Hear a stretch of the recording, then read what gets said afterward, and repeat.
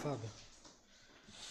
Agora é o momento da exposição bíblica, irmãos. Já peço que os irmãos abram as vossas Bíblias no capítulo 14 de Gênesis. Irei dar continuidade à exposição do capítulo. Gênesis, capítulo 14, do verso 13 ao verso 16. 13 ao 16.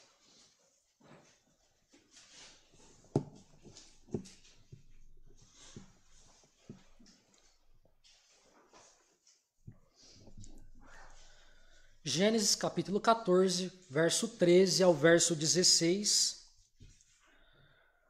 Moisés escreveu assim: Porém veio um que escapara e o contou a Abrão, o hebreu.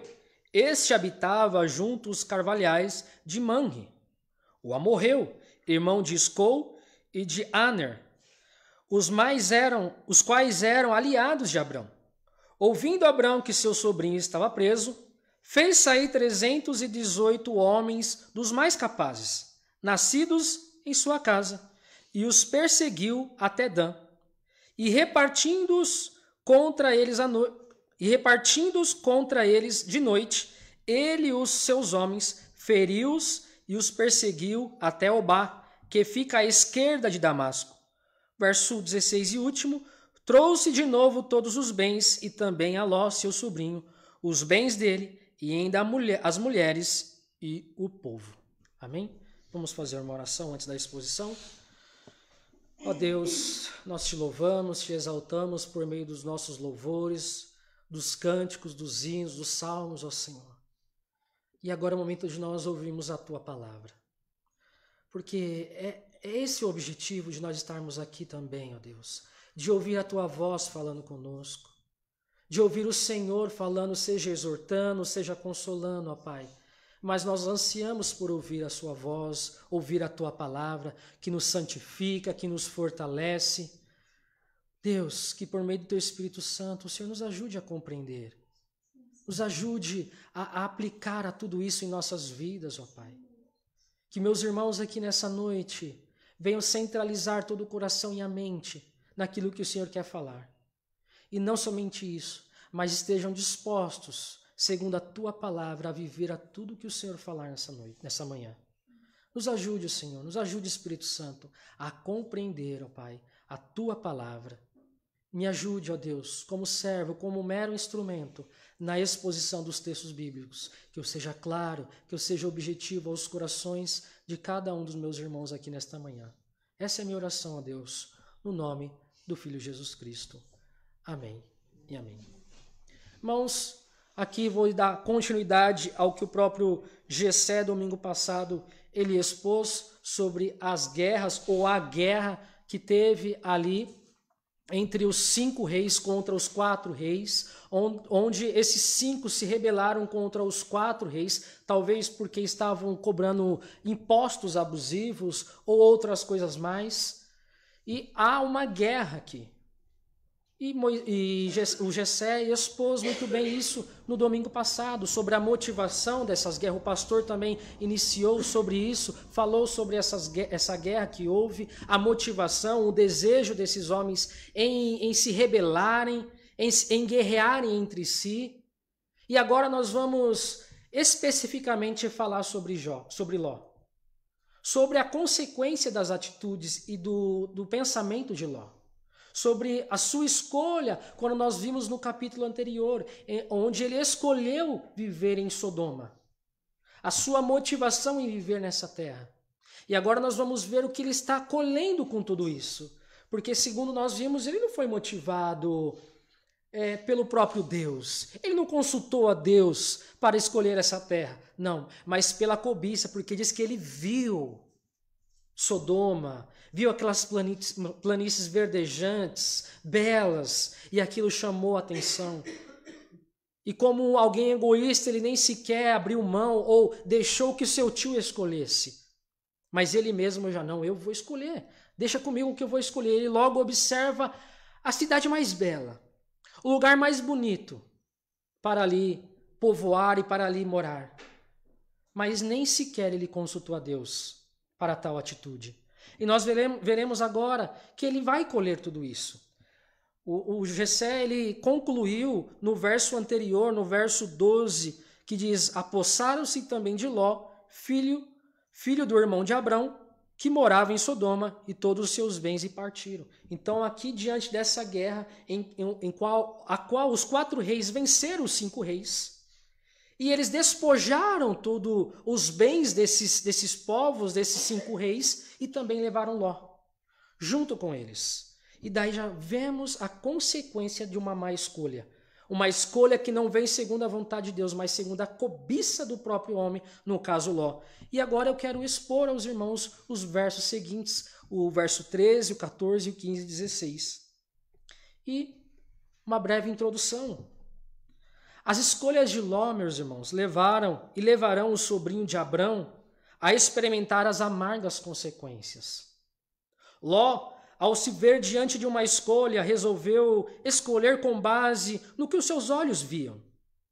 Escolheu as planícies verdejantes de Sodoma, do que a não tão bela Canaã. Então ele vai pelos seus olhos, ele vai pela cobiça do seu coração. Aquilo era belo aos seus olhos. Mas Canaã talvez não era tão belo aos olhos. Não era tão belo assim à vista humana. Então ele vai segundo o seu olho, o seu coração. Assim como o homem no Éden, que escolheu satisfazer a sua cobiça, ser como Deus, dando voz à serpente e não à vontade de Deus. Ló faz a mesma coisa. Irmão, você percebe que tudo vai se repetindo? Talvez de forma diferente, mas se repete. É sempre a cobiça do homem falando mais alto. Lá no Éden, o que eles fizeram? Segundo a cobiça deles, eles comeram do fruto. Preferiram ouvir a voz da serpente do que a voz de Deus. E com Ló não é diferente. Ló ouve o seu coração enganoso, cobiçoso, do que a vontade de Deus.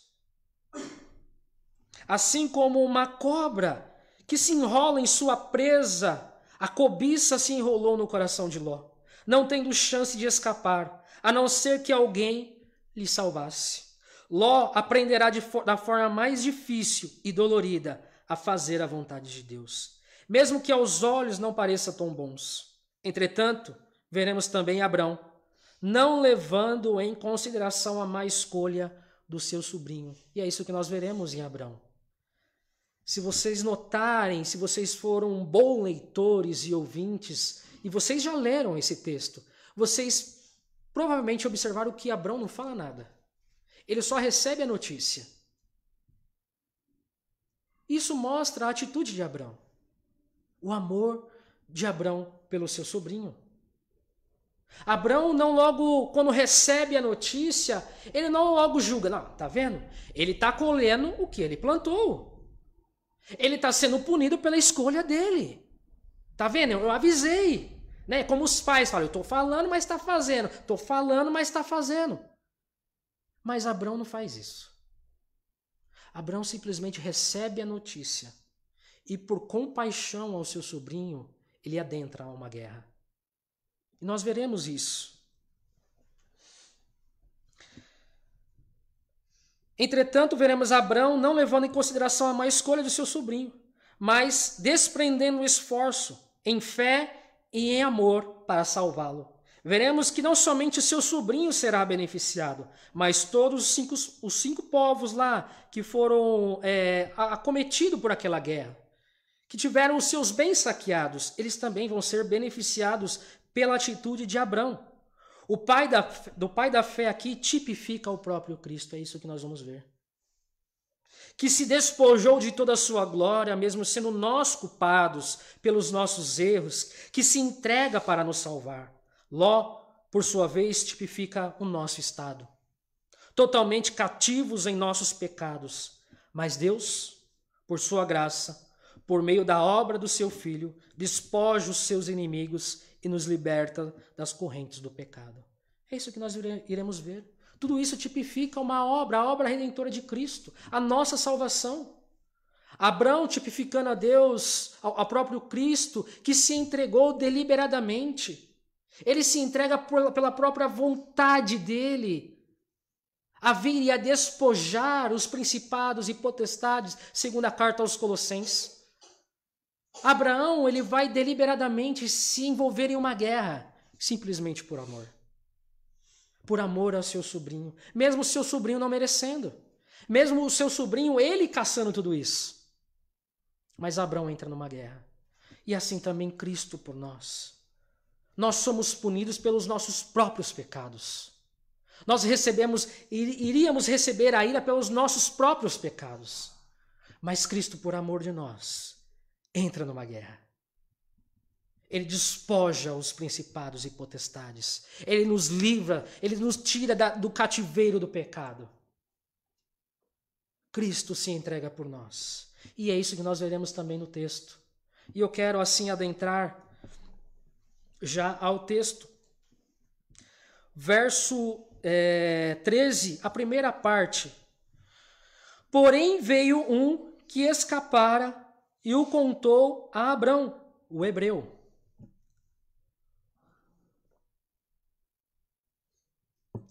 A salvação de Ló, aí, irmãos, está cercada por três coisas. E eu quero que os irmãos observem e gravem bem essas três condições aí da salvação de Ló, porque isso complementará a conclusão que eu irei dar.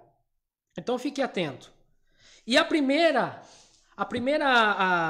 coisa, o primeiro elemento que cerca a salvação do próprio Ló é a notícia que Abrão recebeu. Essa é a primeira coisa, que é o que diz o verso 13. Ele recebe a notícia. Então esse é o primeiro elemento que está dentro da salvação de Ló. O texto diz que Abrão recebe a notícia através de um homem que escapara da prisão ou do cativeiro ali. O texto está dizendo que um homem, não se sabe quem, o Moisés não fala o nome, ele escapa de ser preso e corre até Abrão para dar a notícia a Abrão. Olha, o seu sobrinho foi levado cativo. Está todo mundo preso. Moisés não relata quem era esse homem que escapara. E aqui existe uma divergência se esse homem era nativo de Sodoma ou alguém da casa de Ló. Alguns comentaristas vão dizer que talvez ele morasse, já fosse ali da terra de Sodoma. Outros vão dizer que era da casa do próprio Ló, que escapara e correu para avisar Abrão. O mais provável é que esse fugitivo fazia parte dos da casa de Ló, o sobrinho de Abrão. Muito provavelmente esse homem escapou e esse homem fazia parte ali da casa dos familiares de Ló e corre para avisar o seu tio, o tio de Ló. E nós podemos confirmar isso porque a própria versão NVT traz a seguinte tradução: um dos homens de Ló vai avisar Abrão.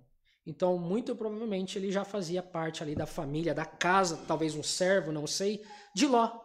E ele corre, escapa e corre e vai avisar Abrão. E as perguntas que fazemos ao texto é: por que esse homem escapou? E por que foi falar com Abrão?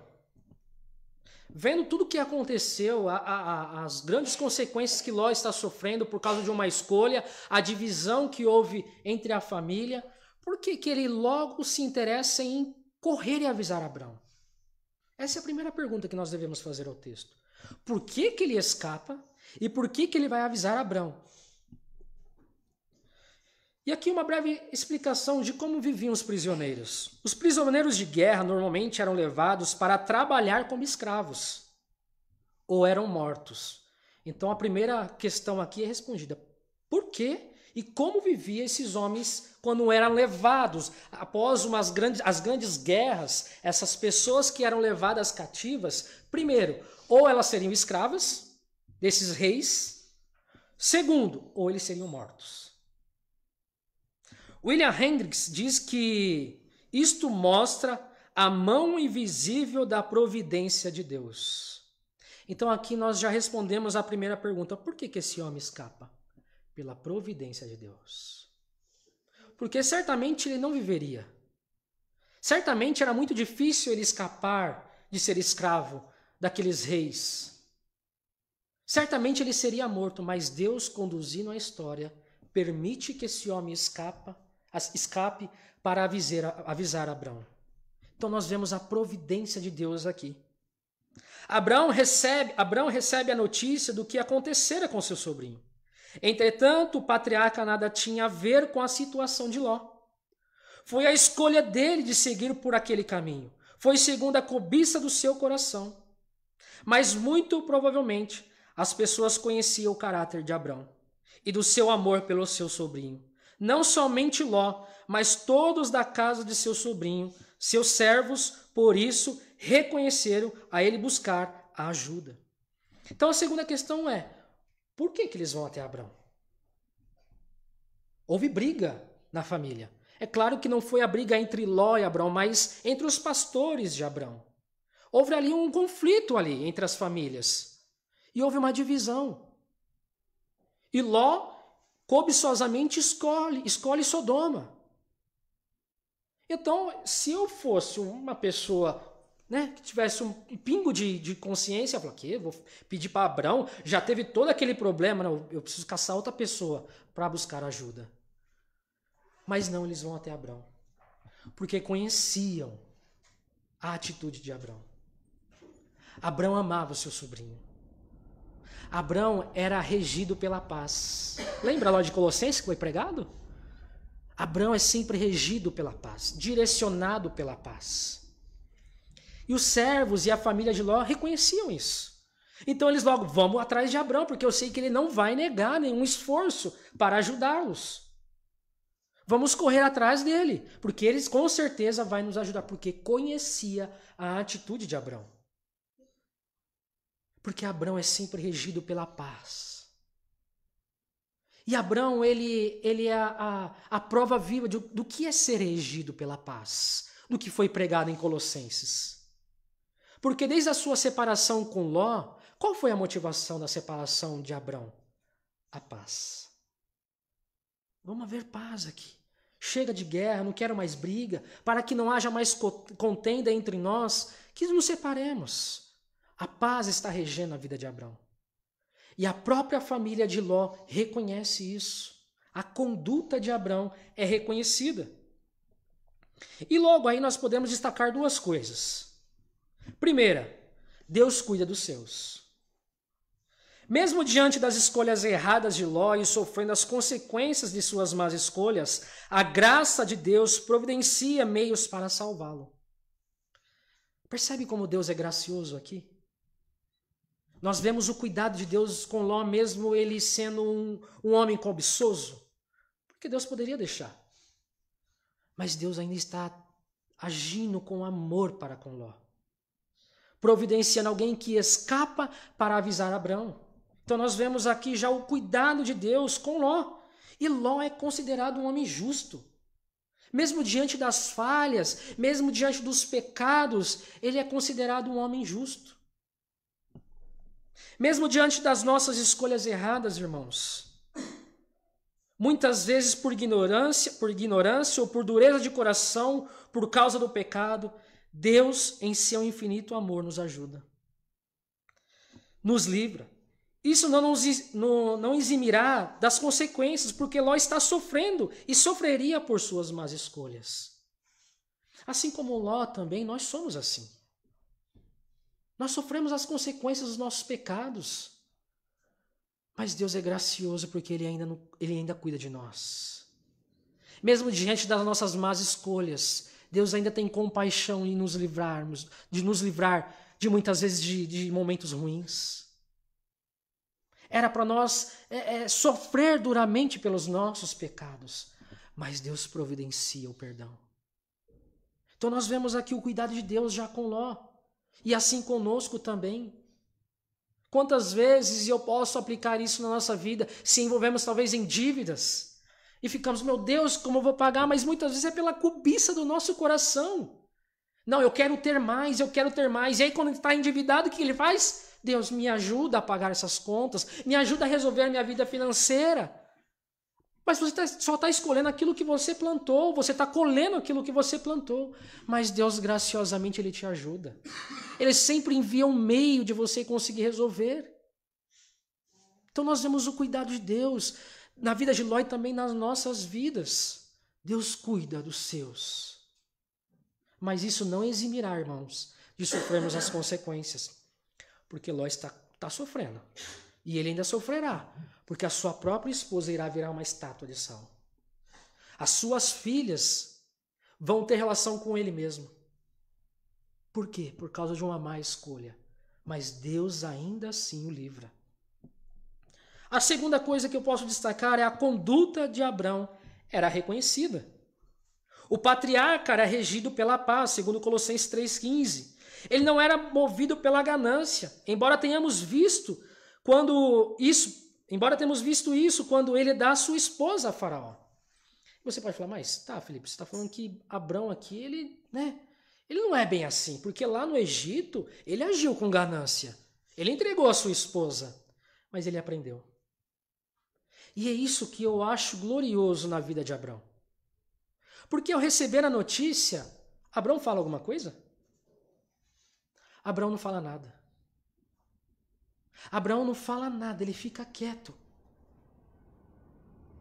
Porque Abrão entende que muitas vezes erramos, como ele errou lá no Egito.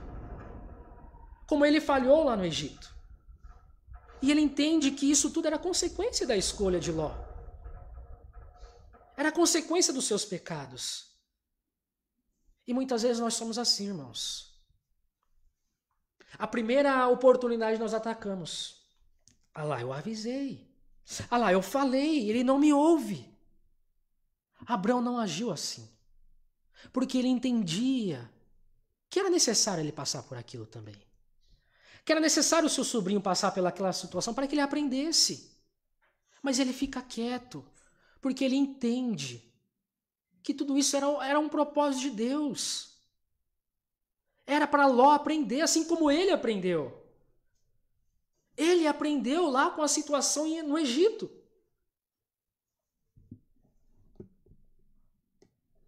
Nem por vingança, mas pela paz, pois a própria separação do seu sobrinho foi movido para que houvesse paz. E Abrão aqui, ele poderia ser um homem de entregar na própria moeda, de devolver. Ué, ele não escolheu isso daí? Ele não escolheu esse caminho? Agora vai. Que ele colhe o que ele plantou. Mas Abrão não age com vingança. Ele age com amor.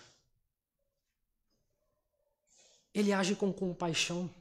Porque nós veremos nos versos seguintes que ele vai se desprender a entrar numa guerra, mesmo não tendo tantas habilidades de guerra, ele vai se envolver numa guerra por amor, por compaixão. Que nós devemos ter compaixão também.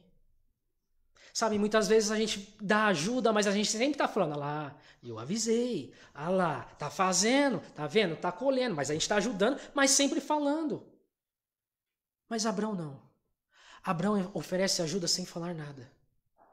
Porque ele sabe que Ló já tinha na sua consciência que estava errado. Que ele estava colhendo o que ele plantou.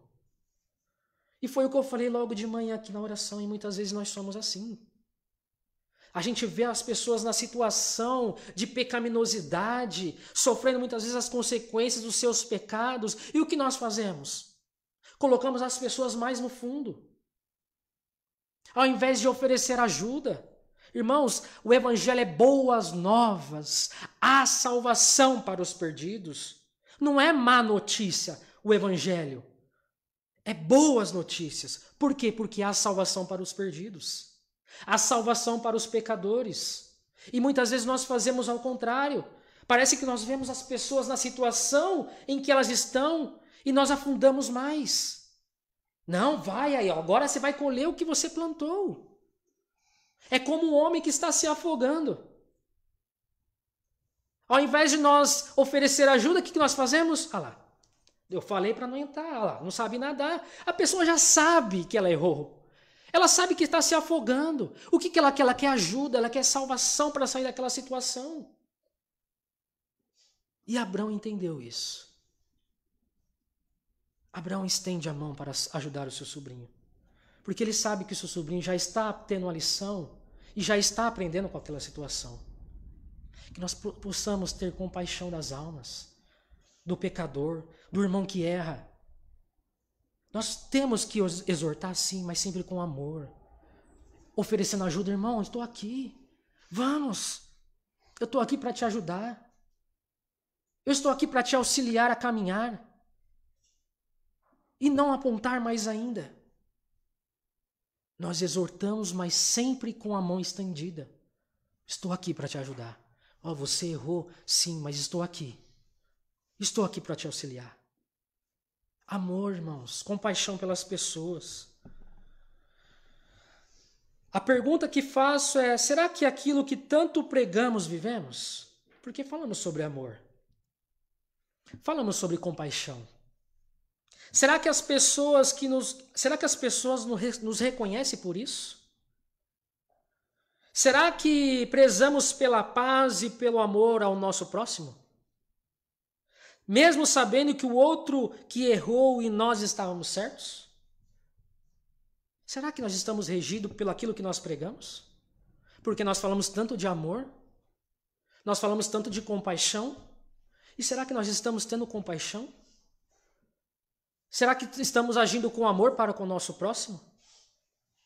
Porque palavras, irmãos, meramente palavras não valem de nada se não tem uma atitude, se não tem conduta. Mas Abraão é reconhecido por isso. Por isso, aquele mensageiro ou aquele servo da família ali de Ló recorre a ele, porque sabe e reconhece em Abraão um homem que é amoroso, um homem que ajuda, que tem compaixão, que ofereceria ajuda ao seu sobrinho.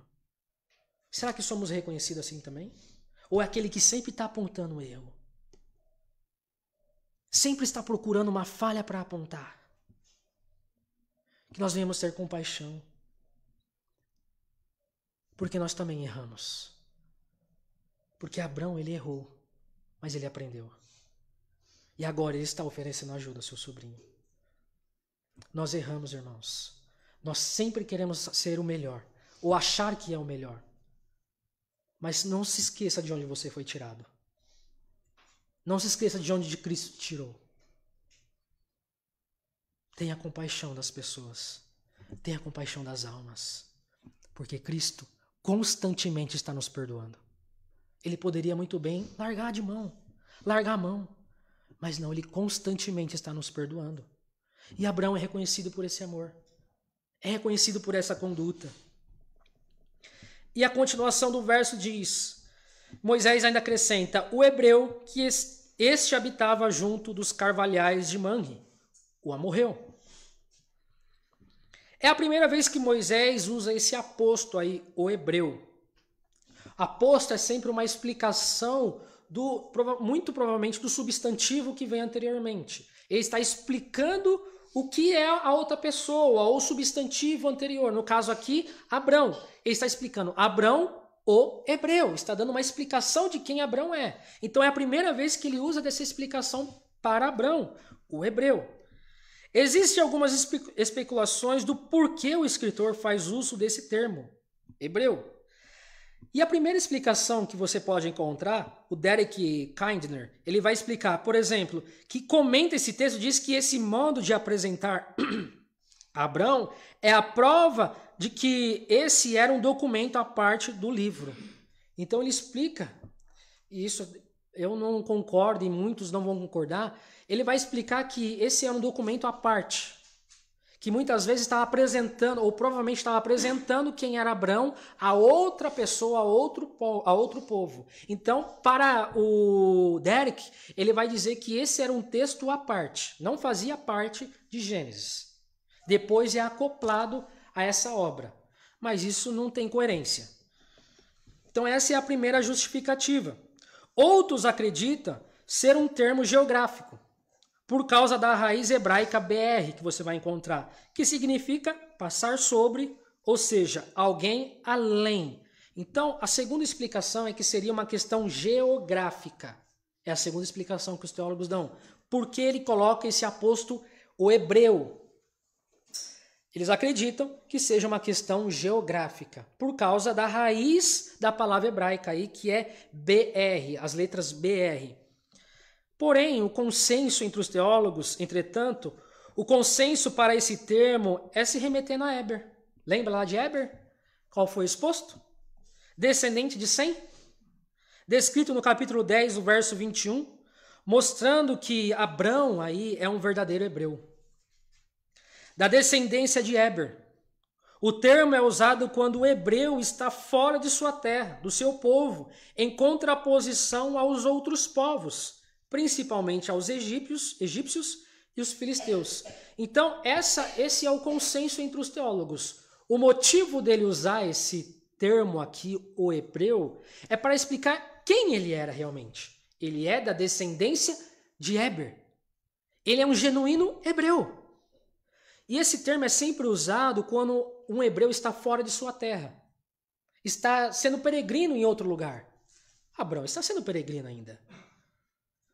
Nós vemos isso em Gênesis, no capítulo 41, no verso 12. Nós vemos isso em Êxodo 1:19. E vemos isso em 1 Samuel 4:6. Eu queria só que o Maurício, coloca para mim Gênesis 41:12 para os irmãos perceberem que isso acontece realmente. Nesse texto também vai ser usado. 41, verso 12. Isso. Pois bem, havia lá conosco um jovem hebreu. Aqui está falando de José quando está no Egito. Ele está na casa de Potifar. E a mulher vai falar sobre José. Então ela usa o termo hebreu. O hebreu, ela não usa o nome José, mas o hebreu, ou seja, ele é descendente de Éber. Então esse termo é usado só quando a pessoa está fora de sua terra. Quando ele está sendo peregrino em outro lugar. E você vai encontrar em outros textos. Êxodo 1:19 e 1 Samuel 4:6 também você pode encontrar, sempre usando esse termo aí, hebreu, quando alguém está fora de sua terra, trazendo quem essa pessoa é. Essa pessoa pertence ao povo hebreu. Ele é da raiz hebraica aí, do povo de Éber aí, da descendência de Éber. Moisés ainda complementa explicando que ele habitava junto aos carvalhais de Manre. O verbo habitou no hebraico significa estabelecer habitação, mas não por muito tempo. Então isso complementa com o verbo. O termo aí, aposto aí, o hebreu, complementa com o verbo aí, habitou, como alguém peregrino. Porque o verbo aí no grego significa habitar, sim, habitar, mas não por muito tempo, como alguém peregrino. Os carvalhais de Manre, que já foi citado no capítulo 13, verso 18, era um local muito agradável. As árvores carvalhais são bem grandes e têm seus troncos longos, o que oferece boas sombras. Esses carvalhais de Manre eram uma espécie de oásis no local árido. Então, o Moisés está falando que ele habitou, ou ele estava habitando nos carvalhais de Manre.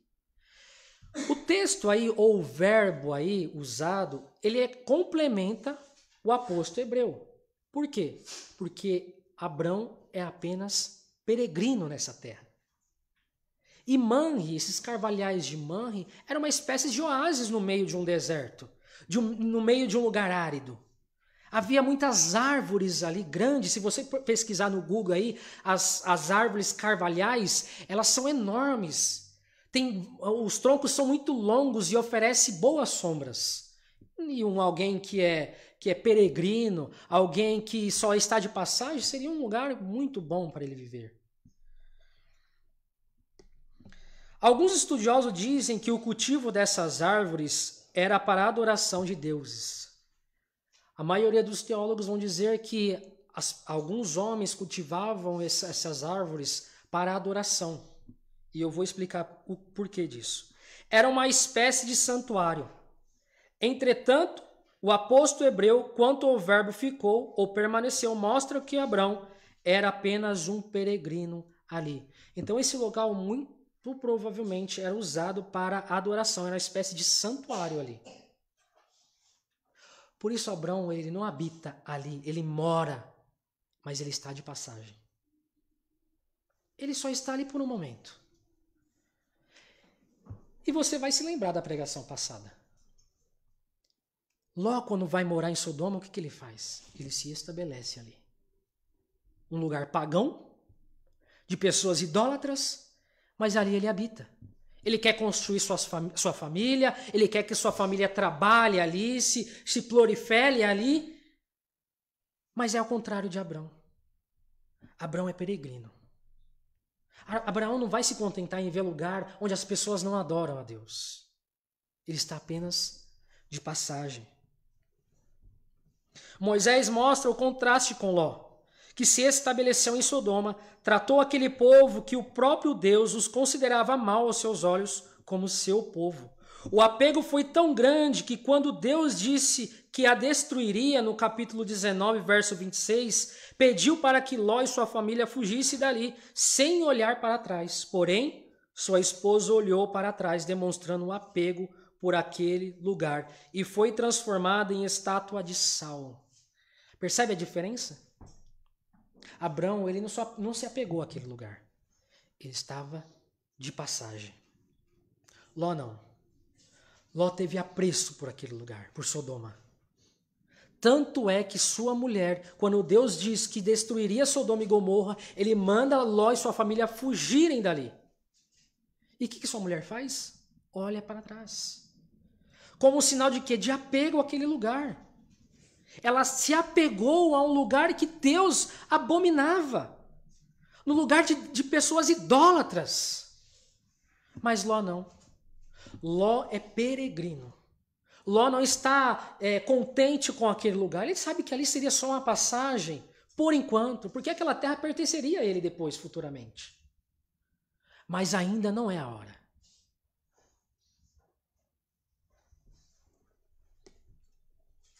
Abraão não se deixou levar porque era um local agradável, que lhe ofereceria um bom descanso. Ele entendeu que era melhor estar num lugar seco, árido, mas com Deus, obedecendo a Ele, do que num oásis sem Ele. Ló preferiu viver num lugar bonito aos seus olhos, mas sem Deus. Pessoas idólatras no meio de pessoas idólatras. Mas Abraão não era assim. Abraão sabe que ele é peregrino. E ele prefere muitas vezes ser um peregrino, andar por um lugar árido, mas estar com Deus, do que viver num oásis sem Deus. O patriarca sabia, ou melhor, havia aprendido que nenhum bem poderia substituir sua comunhão com Deus. Por isso, ele é peregrino. As promessas espirituais, irmãos, são superiores aos bens desta vida, desta terra. Pela fé, Abraão sabia que o que Deus lhe prometera era superior ao prazer do descanso que lhe era proposto. Não há nada nesta vida que se compara com o que Deus concedeu em Cristo Jesus. Então, Abraão entende isso, que o que Deus prometeu a ele era superior àquele mero oásis. Por isso ele é peregrino. Ele só está ali de passagem. E isso nos ensina muito. Quantas vezes nós não estamos nos apegando às coisas dessa terra? Pedro vai dizer que nós somos forasteiros aqui. Peregrinos. E por que seu coração está tão enraizado nas coisas dessa terra? Por que o nosso coração está tão enraizado aos bens dessa terra? Como Ló. Por quê? Que nossos corações venham estar apegados às promessas de Deus, contidas no Evangelho. Abraão não estava apegado àquele oásis. Ele poderia, não, vou ficar aqui, poxa, aqui tão fresquinho. Aqui é o lugar perfeito para nós vivermos, estabelecermos aqui. Afinal, Deus já prometeu esse lugar para nós. Mas Abraão prefere obedecer às ordens de Deus. Se apegar às promessas de Deus.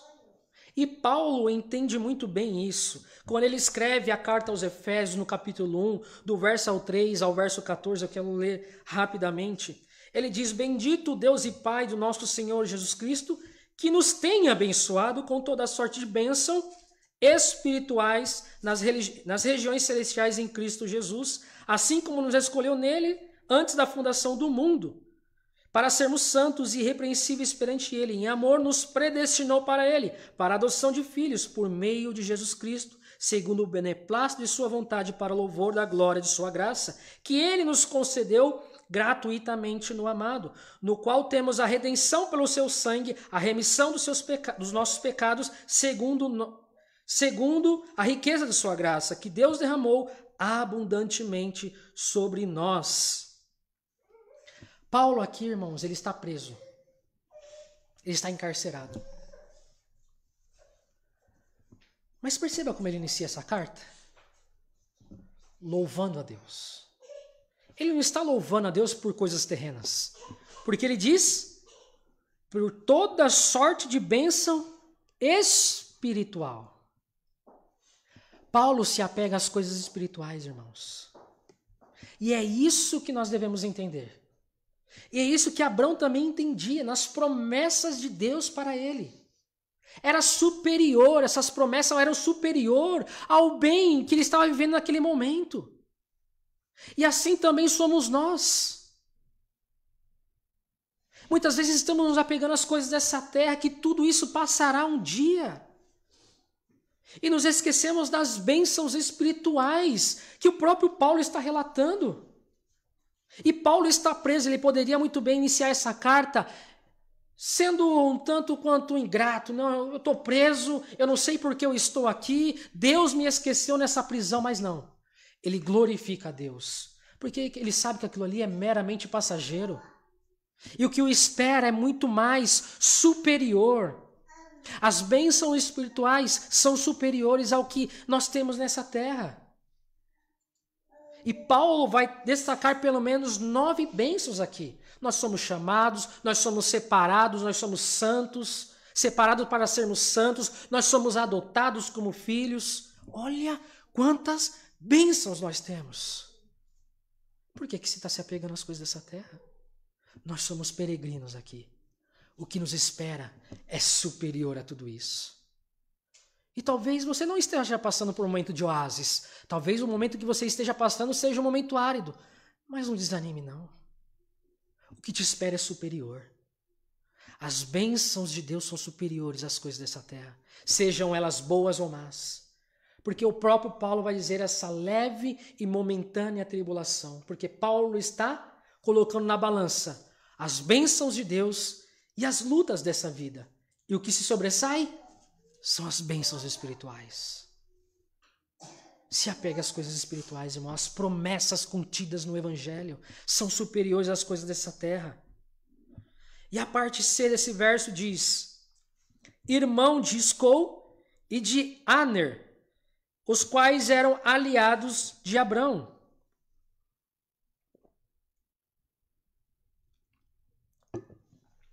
Então, Moisés complementa aí, dizendo que Manre, irmão de Escol, e de Aner, os quais eram aliados de Abrão. O escritor termina este verso dizendo que Manre era irmão de Escol e de Aner. Embora nessa passagem apareça como nomes próprios, a maioria dos estudiosos entende como nome de clãs. Aqui nós vemos, parece que são nomes próprios. Mas a maioria dos estudiosos, principalmente Hendricks e outros, vão dizer que esses nomes são nomes de clãs. Esses homens aqui são representantes de clãs, e não meramente as pessoas chamadas por esse nome. Esse é um consenso da maioria dos estudiosos, que são nome de clãs, e não propriamente nome próprio de pessoas aí. E Escol significa vale de uvas. E Aner, segundo Hans-Georg Baumann, explica que era uma área povoada em Manre. Ele não explica o significado, você não encontra o significado desse local de Aner, você não vai encontrar o significado. A única coisa que nós sabemos é que ele é uma área povoada próximo de Manre. E essa é a única referência encontrada. Porém, vemos que Abraão tinha um acordo com esses 3 irmãos ou chefes de clãs. A proibição para não estabelecer aliança com os cananeus vem depois para o povo de Israel. Entretanto, podemos destacar 2 coisas aqui também na atitude de Abraão. Primeira, Abraão não viveu alienado. Mesmo sabendo que aquela terra não ou pertenceria futuramente, ele procurou conviver com aqueles povos. Por isso ele tem uma aliança.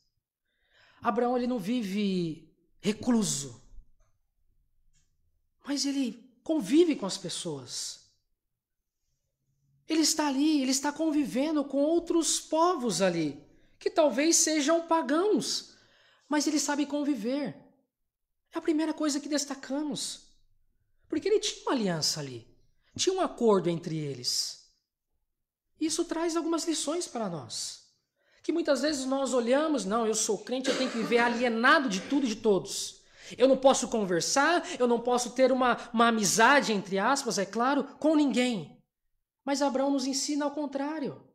Dentro dos limites nós temos que ter vínculo com as pessoas. Porque é assim que nós demonstraremos também o amor de Deus. É assim que nós pregaremos também o Evangelho. Nós precisamos ser pessoas sociáveis, irmãos. E às vezes nós pensamos, não, eu não convivo com ninguém, não quero estar perto de ninguém, essa é a minha vida. Mas não, precisamos saber conviver. Saber conversar com pessoas que não têm a mesma fé que a nossa. Precisamos. E Abraão nos ensina isso. Ele procurou conviver com aqueles povos. A segunda coisa que destaco é que Abraão era um homem de caráter. Porque as pessoas ou líderes daqueles clãs fariam um acordo com o homem a ponto de entrarem numa guerra para ajudá-lo. Então nós percebemos que Abraão tinha caráter. Porque quem estabelece uma aliança com alguém que não tem caráter? E eles vão entrar numa guerra junto com Abraão, tendo o risco de morrer, de perder suas vidas, perder suas famílias. Mas muito provavelmente Abraão mostrava em suas atitudes como um homem honesto, justo. Mas como é que ele consegue demonstrar tudo isso? Convivendo, irmãos. Precisamos saber conviver. No seu trabalho, na sua vizinhança. Como que as pessoas te reconhecem? Alguém carrancudo? Alguém briguento? Como que eles vão dar ouvido às nossas palavras? Precisamos saber conviver.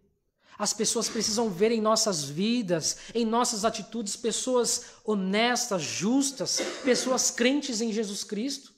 E é só convivendo. Eu não estou falando que nós temos que estar convivendo intrinsecamente, compartilhando os seus pecados, não é isso. Porque Abraão é peregrino. Ele sabe que aquilo ali ia passar. Nós também somos assim. Temos que ser assim. Tem limite? Tem, mas precisamos saber conviver. Dialogar, conversar. Como nós conhecemos crentes aí fora, briguentos, vive de cara feia. Como que as pessoas vão dar ouvido à mensagem do Evangelho?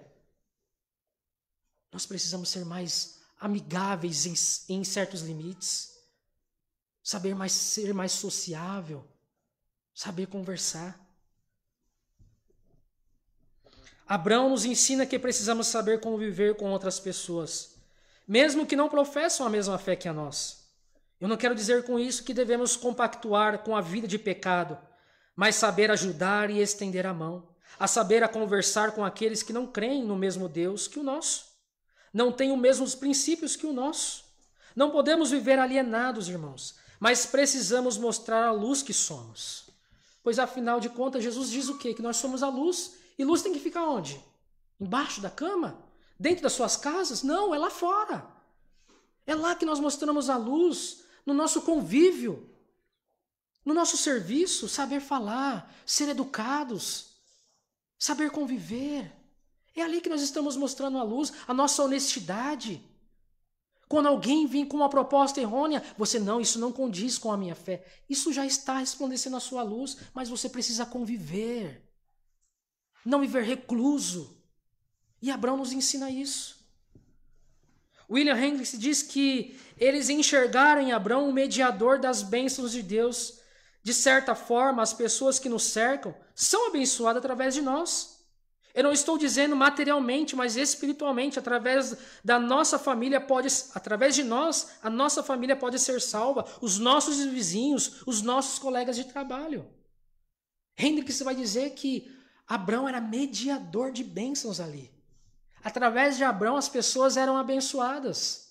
E nós vamos ver na conclusão dos versos aqui que as pessoas são abençoadas através de Abraão. Pois os bens são recuperados de todos. Através das nossas vidas, irmãos, as pessoas são abençoadas. E eu não quero dizer questão material, mas espiritualmente. É através de nós que o evangelho chega àquelas pessoas, do seu trabalho, da sua família, dos seus vizinhos. É através das nossas vidas. Abraão era um mediador de bênçãos. Nós também somos. A maior bênção, a salvação em Cristo Jesus. Nós somos mediadores. Em certo sentido, no sentido de pregar o evangelho, de ensinar, de falar sobre o evangelho, as pessoas são abençoadas pela nossa conduta, pelo nosso convívio. Abraão também nos ensina o caráter. Ninguém entra numa guerra com o risco de perder a sua vida. Como que as pessoas vão dar ouvido a nós se nós temos um caráter dúbio? Mas Abraão tinha caráter. Por isso esses 3 irmãos aí vão entrar numa guerra. Ou esses 3 clãs vão entrar numa guerra junto com Abraão, porque via em Abraão um caráter justo. Por isso eles estabelecem aliança ali. Precisamos transparecer o caráter de Cristo. E muitas vezes Deus usará pessoas para nos ajudar e para nos abençoar. Deus pode usar um ímpio para nos abençoar também. Abraão está sendo abençoado por ímpio também, de certa forma. Eles não estão entrando numa guerra com ele? Ele não está habitando nos carvalhais de Mangue? Está sendo abençoado. E nós somos abençoados também pelos ímpios, de certa forma. E eu posso, na minha própria vida, ser o exemplo. Na construção da minha casa, foi uma pessoa que não é crente que me ajudou com um empréstimo. Fui abençoado por um ímpio. Entende, irmãos? Nós não podemos viver como uns bichos. Os quakers da vida. Não, eu tenho a minha roupa, o meu alimento, é a minha casa, é o meu jeito. Eu vou viver dessa forma, ninguém mais se aproxima. Precisamos saber conversar, conviver, e é assim que nós somos também abençoados. O verso 14, a parte aí. Ouvindo Abrão que seu sobrinho estava preso. O verbo ouvir aí, irmãos, no hebraico significa ouvir atentamente, atenciosamente. Abrão não fala nada, apenas ouve. O que precisamos em nossos dias, irmãos, é ouvir mais. As pessoas na era das redes sociais estão prontas a falar, a acusar, a dar lição de moral, como se todos já nascessem sabendo. Mas poucos ouvem. E Abraão nos ensina isso. Porque o verbo aí, a palavra, significa ouvir atenciosamente. Ele dá atenção para o que é falado. E ele não estabelece nenhum juízo. Ele só ouve. E nos nossos tempos, ou no nosso tempo, nós não conseguimos ouvir. Nós já queremos estabelecer um juízo. Olha lá, tá vendo? É consequência. Olha lá, é a conduta dele que está levando isso. E nós vemos isso nas redes sociais. Como tem juiz nas redes sociais, irmãos? Parece que todo mundo sabe sobre tudo. Política, religião, sabe sobre tudo. Mas pergunta se essas pessoas sabem ouvir. Nós sabemos ouvir? Sempre estamos estabelecendo juízo, sempre. Prontos a julgar alguém pelos seus erros, pelas suas falhas, mas nunca estamos prontos a ouvir. E o sábio, em Provérbios, vai dizer ao contrário desse mundo, porque o mundo diz, ou a perspectiva do mundo é o quê? Aquele que sabe falar sobre tudo é mais sábio. Eu sei sobre tudo, então eu falo mesmo. E isso para o mundo é ser sábio, mas segundo as Escrituras não é. O provérbio vai dizer que o verdadeiro sábio, ele ouve. Ele vai dizer que quem fala demais peca, mas o verdadeiro sábio, ele ouve. Ouça mais, irmãos.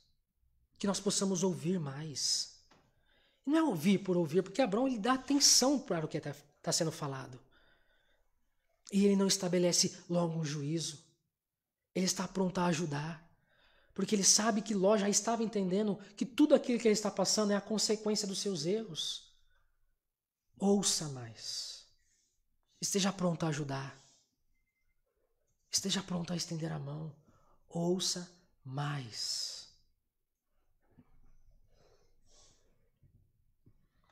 Ele não faz isso, mas ouve atentamente. A sua atitude vai dizer o verso B aí, a parte B do verso 14 aí. Fez sair 318 homens dos mais capazes, nascidos em sua casa, e os perseguiu até Dan. E logo no início eu destaquei um elemento que estava envolvido na salvação de Ló. O primeiro elemento que nós vimos é o falar, a notícia recebida por Abrão. É o primeiro elemento. O segundo elemento que está envolvido na salvação de Ló aí, e nós vamos ver aqui, é o amor de Abrão. Porque segundo o verso diz que ele se apressou logo em juntar 318 homens mais capazes, nascidos em sua casa, e os perseguiu até Dan. A locução verbal fez sair significa esvaziar, como quem tira a espada da bainha. Ou seja, saíram literalmente para a batalha, para guerrear. Esse é o sentido do verbo, ou da locução verbal aí no português. É esvaziar no sentido de tirar a espada da bainha. Prontos para a guerra. Abraão ajunta os seus homens já prontos para a guerra, para lutar pelo seu sobrinho. O número de 318 soldados é uma quantidade considerável para os dias de Abrão. O Brown ele explica que 318 homens que ele tinha, ou escravos capazes, seu número de escravos deve ser muito mais que isso, deve ser o dobro disso, chegando a pelo menos 1000 homens. Brown explica que esse número 318 homens capazes que Abrão tinha em sua casa deve ser superior. Aqui ele está falando de homens capazes. Mas muito provavelmente Abrão tinha cerca de 1000 homens trabalhando para ele, como escravos, como servos. E isso destaca a riqueza de Abrão, o seu poder. Isso ressalta ainda mais a prosperidade que o patriarca obtinha. E o texto diz, todos eles nascidos em sua casa. Até antes do período monárquico, irmãos, os hebreus não tinham exército somente em Salomão. Vamos ter pessoas dedicadas à guerra. A Salomão, no seu reinado, através dos seus impostos cobrados, ele vai montar um exército especificamente para a batalha. Mas antes disso, nós não encontramos exércitos que ganhavam para guerrear. Não encontramos isso. Somente através ou após Salomão.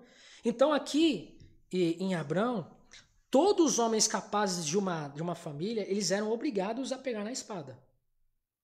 Todos os homens capazes teriam que entrar numa guerra. Pois grande riqueza que Salomão obtivera por meio dos impostos cobrados é que se conseguiu remunerar esses soldados. Então, só através de Salomão, esses homens começam a ser remunerados. Antes disso, todos os homens capazes tinham que apegar as armas, ou que pegarem armas. Então, não tinha essa, eu ganho para ser um soldado. Não, naquela época não tinha. Se você é capaz, vamos pegar na espada. Vamos para a guerra, vamos lutar. Diferentemente na época de Salomão. E aqui nós destacamos 3 coisas. Primeiro, o amor de Abrão. Quando ele ouviu que o seu sobrinho tinha sido levado preso, mais que depressa ajuntou os seus homens para salvá-lo.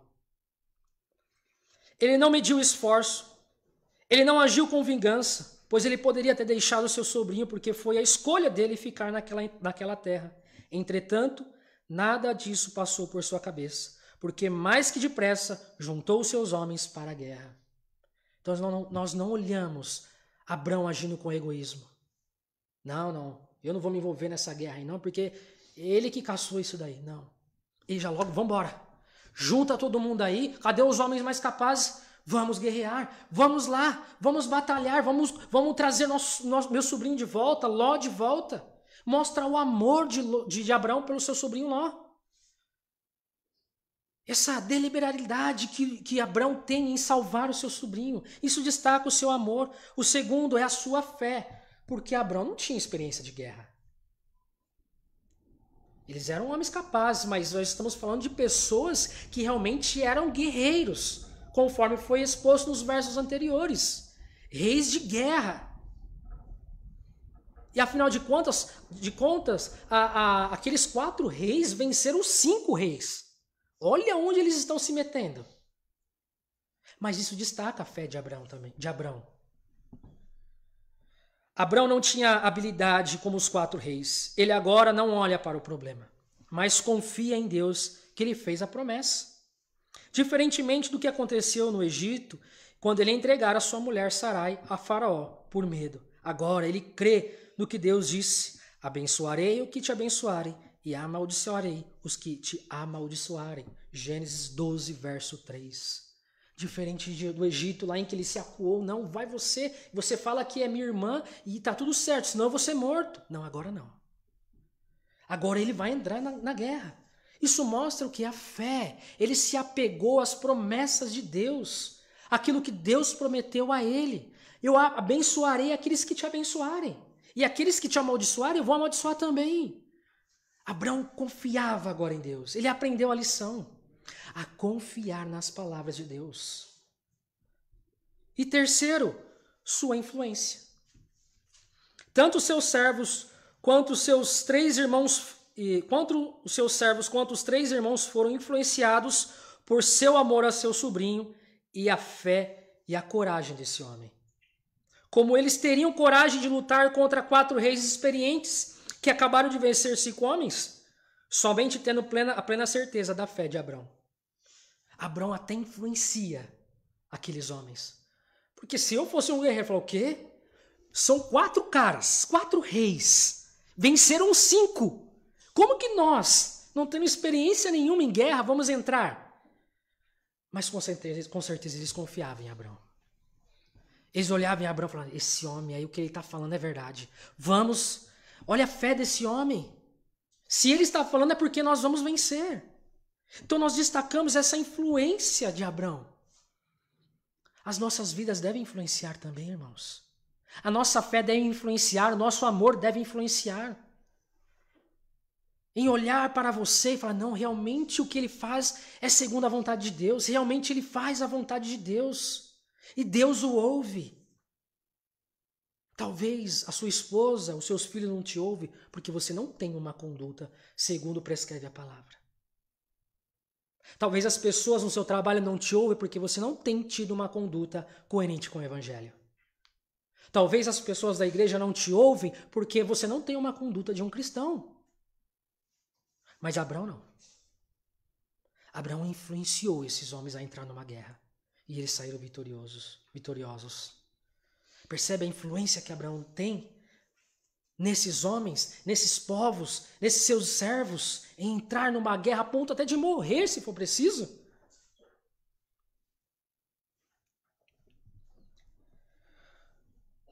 Quanto estamos dispostos a amar, irmãos? A se doar pelo outro? Mesmo aqueles que estão sofrendo pelas suas próprias escolhas, assim como Abraão abre nenhuma vez a boca para apontar o erro do seu sobrinho, mas só abriu para juntar os seus servos e salvar a ele.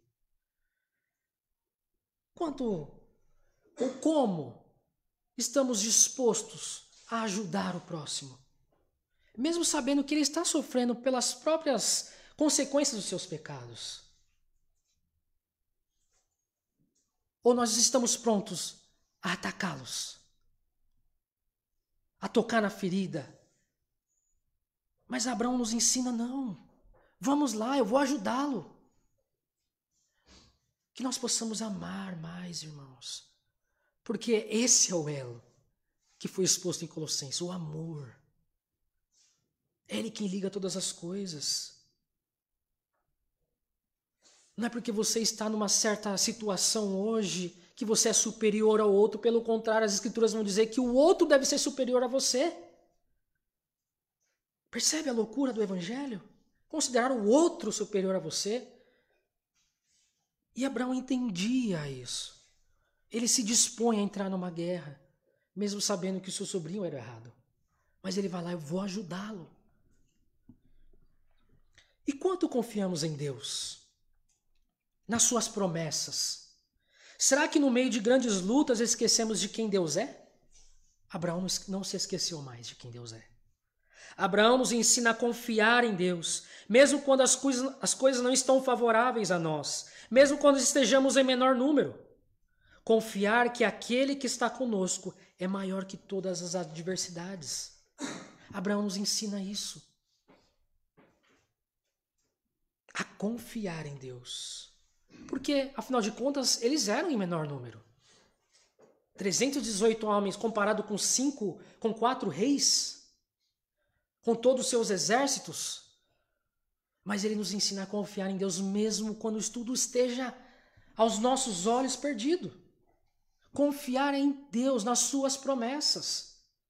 Isso nós aplicamos à nossa vida. Quantas vezes nós sofremos adversidades, lutas, e logo se esquecemos das promessas.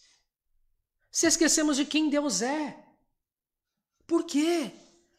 E Abraão nos ensina que nós devemos confiar em Deus. Confie em Deus, meu irmão. Mesmo que tudo seja aos seus olhos ao contrário. Mas muito maior é quem está com você. Ele vai te dar força a passar a dificuldade, essa luta. Assim como Abraão, confie em Deus, em suas promessas. A nossa fé deve influenciar aqueles que nos cercam. É o terceiro ponto que eu destaco numa aplicação. A nossa conduta deve fazer as pessoas confiar. A confiar. A ter fé. Porque Abraão ele influencia aqueles homens. Quando faltar esperança às almas, que a nossa fé traga ânimo a elas. Que sejamos mediadores das bênçãos de Deus, ou seja, que por meio de nós, pessoas sejam alcançadas pelo Evangelho. Abraão influencia esses homens. Abraão é um mediador de bênção a esses homens também. Que nós possamos ser assim, entender esse nosso papel. De que as pessoas também são abençoadas pelas nossas condutas. As pessoas são abençoadas pelo Evangelho que nós pregamos. Que a nossa fé influencie aqueles que nos cercam. Quando aquele que está fraco, você com sua fé o anime. Vamos, continuemos. Estamos aqui para te ajudar. Que nós possamos animar com a nossa fé, influenciar com a nossa fé. Verso 15. E repartidos contra eles de noite, ele e os seus homens.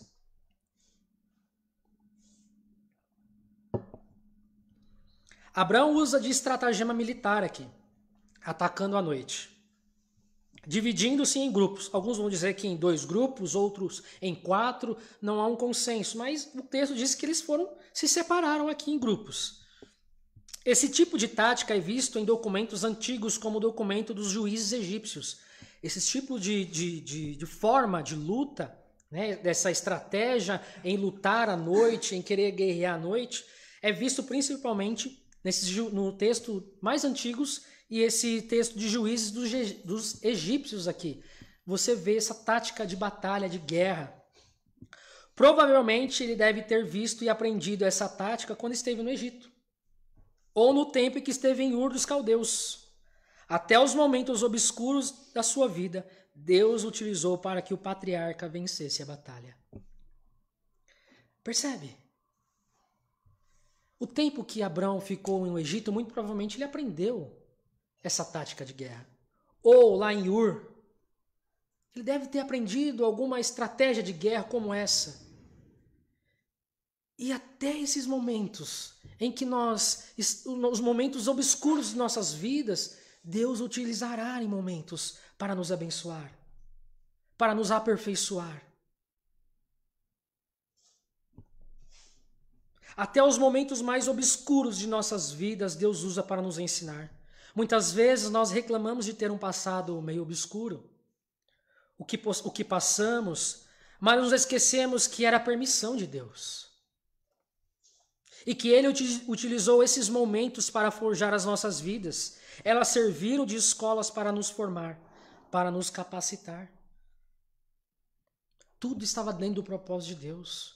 E muitas vezes nós reclamamos, mas o meu passado... Sim, é claro que nós não queremos passar por grandes coisas ruins que nós passamos na nossa vida, mas tudo estava dentro do propósito de Deus. Tudo estava para forjar o seu caráter. Tudo estava para formar quem você é. Tudo estava dentro do plano de Deus. Então, esses momentos obscuros não estavam a parte da vontade de Deus. Como se, puxa, agora eu perdi o controle, peraí. Não, isso estava dentro do propósito de Deus. Ele estava conduzindo a história e até esses momentos em que você teve longe dele, foi vontade dele, foi permissão dele. E isso forjou o seu caráter também. Os momentos de dificuldades, irmão, forjam o nosso caráter. Nos ajuda a aperfeiçoar a nossa fé. E Abraão mostra isso em sua vida.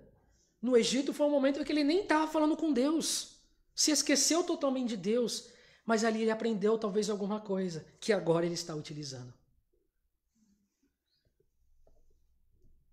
Parte B do verso 15. Feriu-os e os perseguiu até Obá, que fica à esquerda de Damasco. Deus entregou esses homens a Abraão e seus aliados. Como resultado de sua fé, Deus o ajuda a ferir e a vencer esses exércitos. Não é relatado quantos homens do exército do inimigo era, mas certamente foi o próprio Deus quem o guerreou com eles. O verbo feriu aí, que diz, e feriu e os perseguiu, esse verbo significa tanto ferir quanto machucar e quanto matar. Esse verbo tem dois significados, ou ferir, literalmente, trazer feridas, ou até matar. Muito provavelmente, homens foram mortos nessa invasão de Abrão e seus comparsas, e outros provavelmente deveriam ter escapado os feridos. Por isso, Abrão e seus homens os perseguem para que não tenham chance de se aliarem outra vez e contra-atacarem ele novamente. Por isso que diz, feriu-os e os perseguiu. Percebe? Então, provavelmente houve morte ali, mas outros talvez saíram feridos. Mas Abrão persegue para que esses homens não se rebelem, talvez, com outras pessoas e contra-atacarem ele novamente. Por isso ele fere e os persegue também. Isso aconteceu e foi até Obá, é o que o texto diz. John Gill explica que era uma cidade famosa da Síria. Foi em tempos posteriores à metrópole daquele país. E estava mais deliciosamente situada em um vale. De acordo com José, foi construído por Uz, filho de Arão. Não é o Arão, irmão de Moisés não, tá, irmãos? Aqui antes. E neto de Shem. À esquerda dessa cidade, ao norte dela, como todos os Targuns parafraseiam, havia um lugar chamado Obá e está completada a 80 milhas de Dan, de onde eles o perseguiu até aqui, depois de tê-los derrotado lá. Então, John Gill explica onde era essa cidade Obá. Né? Ele traz essa explicação, e eu só encontrei em John Gill a explicação, eu não encontrei em nenhum outro comentarista. Que cidade é essa Obá? Então, ele disse que era uma cidade famosa ali da Síria. E a parte A do verso 16 aí, é o último verso. E trouxe de novo todos os bens. É a primeira parte do verso. Então, o primeiro destaque que eu dei do elemento que estava envolvido na salvação de Ló foi a mensagem recebida. O segundo elemento foi o amor de Abrão pelo seu sobrinho. Esses são os dois elementos primários na salvação de Abrão. Agora, o terceiro elemento é a graça de Deus. Trouxe de novo todos os seus bens. É a parte A do verso 16. Abrão trouxe de volta todos os bens saqueados pelos 4 reis daquelas 5 cidades. o patriarca não foi somente um intermediário para abençoar e salvar seu sobrinho e família, mas todos aqueles 5 povos, por causa de sua fé, muitos foram abençoados.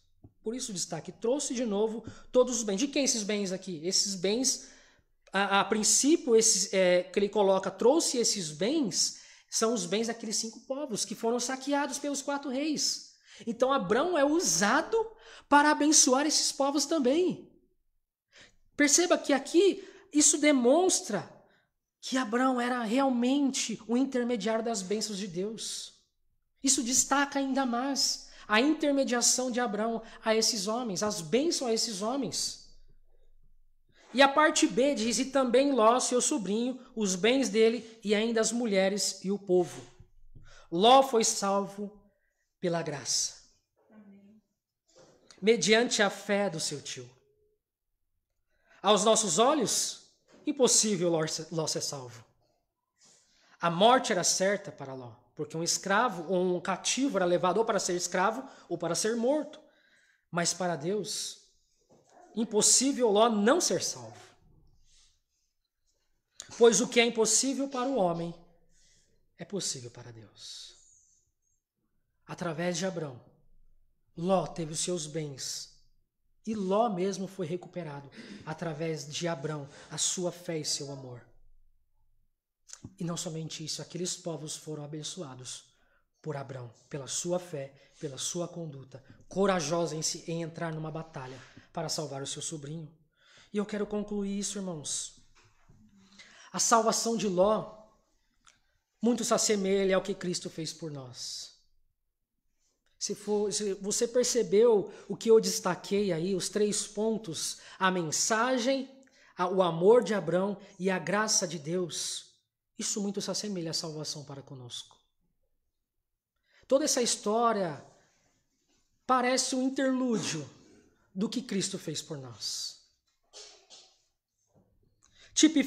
Abrão tipifica o próprio Cristo.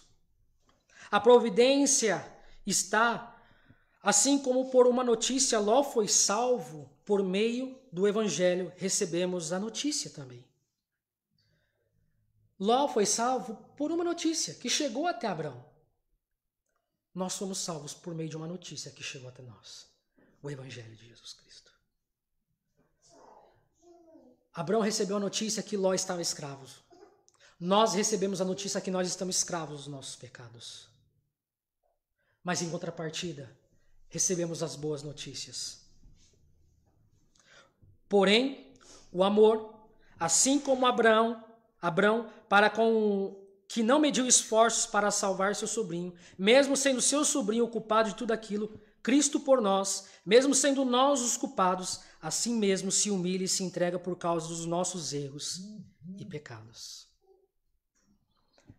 Abrão tipifica o próprio Cristo, que não poupou esforço para se entregar, que se entregou naquele madeiro por livre, espontânea vontade.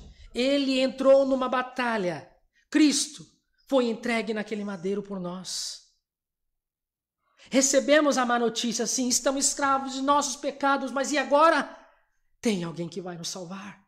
Assim como Abraão salvou o seu sobrinho, se dispôs a salvar o seu sobrinho, a boa notícia que nós recebemos é que alguém se dispôs em nos salvar, Cristo Jesus.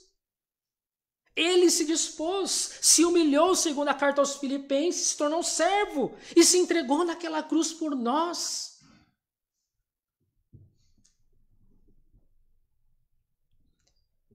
Ele se entrega por causa dos nossos erros e pecados. Tito 2,14. Vemos também a graça de Deus, que é o terceiro ponto que eu destaquei. Ló não faz nada para merecer ser salvo. Assim também nós não fizemos nada para recebermos a salvação. Deus, por sua graça, nos salvou. Efésios 2,8. Você não merecia ser salvo. Porque foi por sua cobiça, foi pelos seus pecados que você merecia a ira de Deus. Mas Cristo, como Abrão, ele se entrega por graça. Por graça. Ele não precisava se entregar, irmãos. Mas por amor a você, por amor a nós, ele se entregou naquela cruz. É a graça de Jesus Cristo, é a graça de Deus ressaltada aqui. Assim como Ló foi salvo, ele não merecia, tudo aquilo era consequência dos seus pecados. Assim a ira de Deus sobre nós é a consequência dos nossos pecados, mas Cristo se entregou naquela cruz por graça, graça somente. Estávamos como Ló cativo em nossos pecados, pela nossa própria escolha, mas como Abraão, Cristo despojou os principados e potestades, publicando e expôs ao desprezo, triunfando naquela cruz. Colossenses 3,15.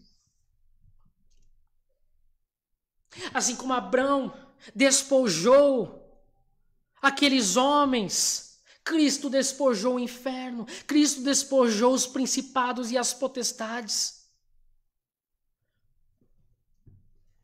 E como Ló, fomos libertos do império das trevas. Ló foi liberto por Abraão. Cristo nos libertou da escravidão do pecado. E Colossenses 1,13 vai dizer que ele nos libertou do império das trevas e nos transportou para o reino de luz do seu Filho. Cristo se entregou por nós. Nós não merecíamos, mas ele fez tudo por amor. Tudo pela graça dele. Isso é destacado aqui, irmãos.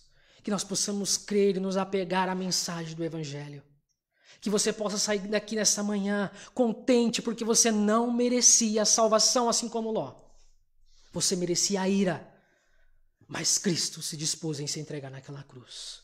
Cristo se dispôs a entrar numa guerra no sentido que a ira de Deus sobre nós. Cristo se entregou e recebeu sobre si toda a ira de Deus. Ele despojou os principados e potestades. Que nós possamos nos apegar à mensagem do Evangelho. Que nós possamos nos apegar a Cristo. Amém? Eu quero encerrar, eu quero terminar essa mensagem com uma oração. Logo em seguida nós vamos ler o nosso catecismo.